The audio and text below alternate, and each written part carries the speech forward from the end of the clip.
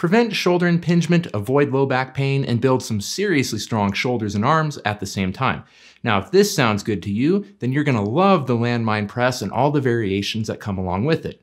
So let's talk about it while I show you how to do it. Hey everyone, if you haven't met me before, my name is Jim, I'm a physical therapist, and on this channel, my aim is to help to teach you the science and art of coming back stronger. Now, the only thing better than getting rid of aches and pains is preventing them from happening in the first place.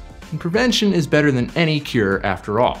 So whether you're in the later stages of rehabbing a shoulder injury, or you're looking to keep your shoulders healthy, or you just want to gain some serious shoulder and arm strength, then resistance training is the way to go about this. And this video is all about showing you an unconventional way of using a barbell as a means to work on your shoulder strength without having to press any weight directly above your head. Now, there are a near infinite number of ways to train and strengthen the muscles that cross over your shoulder joint, and my mission here in this video is simply to show you how to take a very traditional shoulder exercise, which is the overhead press, and modify it in a way that still retains the functionality of training numerous muscles while avoiding the need to press directly overhead, which is known as the landmine press for the variation that we're gonna do.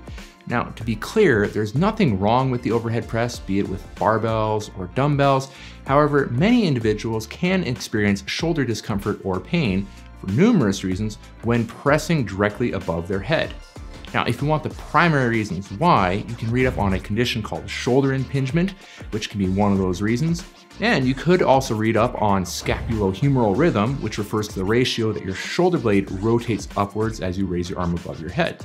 You know what, since I'm already going down that road, let me just quickly mention why overhead pressing can often get individuals into trouble. So right above the top of your upper arm bone, the head of the humerus, sits the roof of the shoulder blade, which is called the acromion and the acromion process. Now, between the head of your humerus and your acromion process sits one of your rotator cuff muscles, which is the supraspinatus, and the subacromial bursa, a little water balloon-like disc that helps to reduce friction and keep your tendons sliding smoothly when you move your shoulder. Now, when you press your arm above your head, if your shoulder blade doesn't rotate upwards, then the head of the humerus can actually slam into the acromion, pinching the supraspinatus and irritating the subacromial bursa. Now, this is why you actually shouldn't hold your shoulder blades down and back when pressing overhead. You actually want your shoulder blades to rotate upwards to maintain space between these two structures. And this is especially true if you have the unfortunate circumstance of having what we call a type 3 acromion, in which the acromion process hooks downwards, which can increase your risk for developing shoulder impingement. Again, overhead pressing is outstanding, but if your mechanics aren't on point or your shoulders don't enjoy the movement itself, it may be worth trying the landmine press instead. And it's incredibly functional and builds great upper body strength without running into these issues that I just mentioned. It's also outstanding for those who have lousy shoulder mobility and can't get their arms directly above their head. And as a bonus, when performing landmine presses, it's hard to cheat the movement by arching your lower back, which is commonly seen with overhead pressing and can lead to lower back pain. This is especially true if you don't have great shoulder mobility in the first place, meaning you can't quite raise your arms directly above your head. So anyways, for the landmine press, there are dedicated barbell sleeves that numerous fitness companies make, for which you can slide one end of the barbell into, to which they freely pivot around. Now, these are becoming rather common in public gyms these days. However, if your gym doesn't have one, or you don't have one for your home gym, grab a tennis ball and cut some slits into it. Now, this will allow you to cover one end of the barbell so that when you place it on the ground, it won't tear up the floor or your barbell. From there, grab the other end of the barbell and press it away from you so that the end on the floor serves as the pivot point.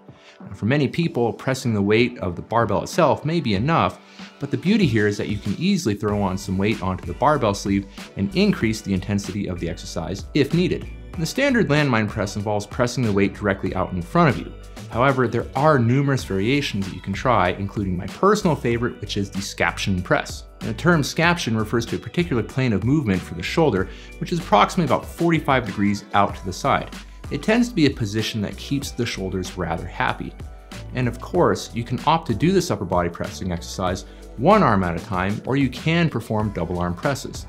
There are many ways to tweak the landmine press, which is one of the reasons why I love this pressing exercise so much. I often have my patients and athletes perform it from a half kneeling or tall kneeling position, especially when I want them to maintain strict form and isolate more of the movement to their upper body so they can't drive the weight upwards with their legs, as when doing push presses or push jerks.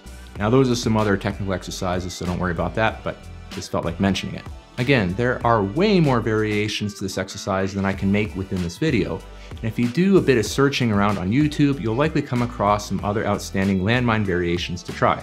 And if you'd like me to make a video going over many of my favorites, just let me know in the comments and I can get right on it. And hey, if you found this video to be useful, helpful, informative, entertaining, enjoyable, or anything of the sort, then hitting the like button would mean a lot to me.